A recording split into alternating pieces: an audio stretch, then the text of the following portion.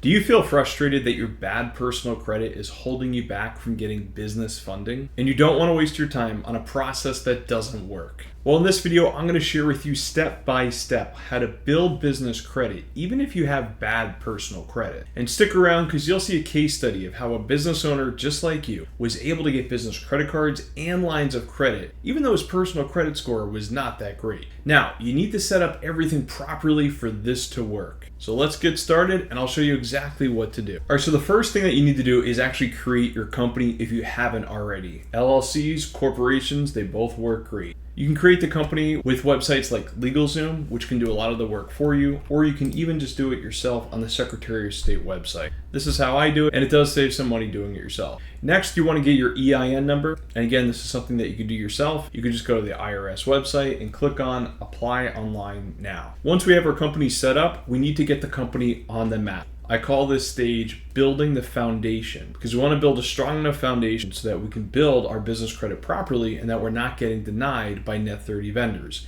Net 30 vendors are what we'll be using to boost up our business credit score. That's coming up soon. I do have a free report that covers all the steps, step by step, in case you want to follow along while you're watching this video. Everything from creating the company to boosting up your business credit profiles, to actually getting funding. I'll include a link to this in the description. All right, so you have your company, you have your EIN letter. Now, before you open the business checking account, you do want to get your company on the map. Real basic stuff. You need to have a phone number, and you need to have a business address, and you need to be listed online. There's different services that you can use to get a phone number. You just don't want to use your cell phone because it can actually end up getting you denied for business credit. I use services like Freedom Voice, Ring Central, or even Grasshopper work well. It doesn't really matter if you get an 800 number or a local number, but I like to go with a local number because I'm usually working with local community banks and credit unions when it comes time to get funding. There's a lot of different ways that you can list your phone number online so that your business phone number and your business address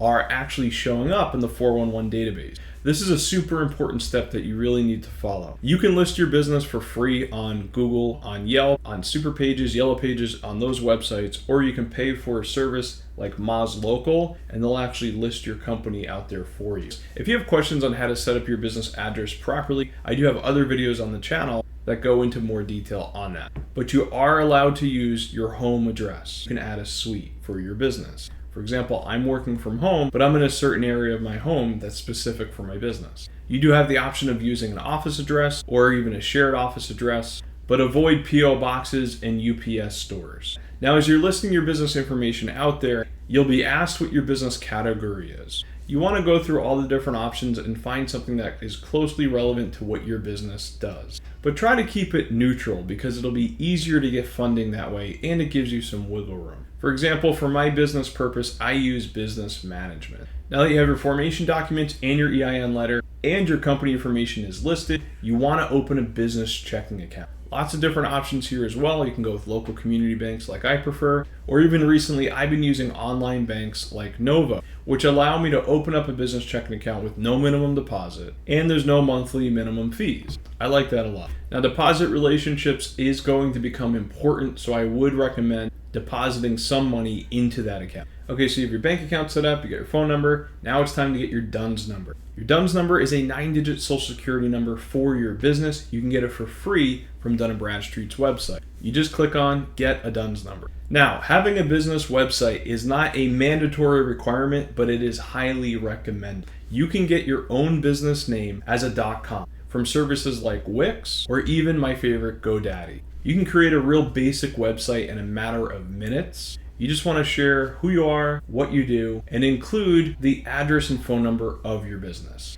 It's also a good idea if you can get your name at yourcompany.com as your email address. For the .com, it doesn't have to be exactly your company name.com. You can be creative here. Now you've got the foundation for your company built. Let's boost up your business credit score. Let's build those business credit trade lines. So the first company that I'm going to recommend you work with is called NAV. NAV has a service called NAV Prime. When you get a NAV Prime account, you can get a NAV Prime card. So that's actually 2 positive reporting trade lines that are going to boost up your business credit score across Dun & Bradstreet, Experian, and Equifax. Those are the 3 main business credit bureaus that you want to boost up your business credit score on. The NAV Prime card, by the way, does not have a credit check, and so this is a good thing for those of us that don't have great personal credit. In the spirit of boosting up our business credit score, the next vendor that I would want you to work with is eCredible. eCredible has 2 different plans. Doesn't exactly matter which plan you pick which one works best for you, and it will boost up your business credit score. So now you have the NAV Prime account, you have the NAV Prime card,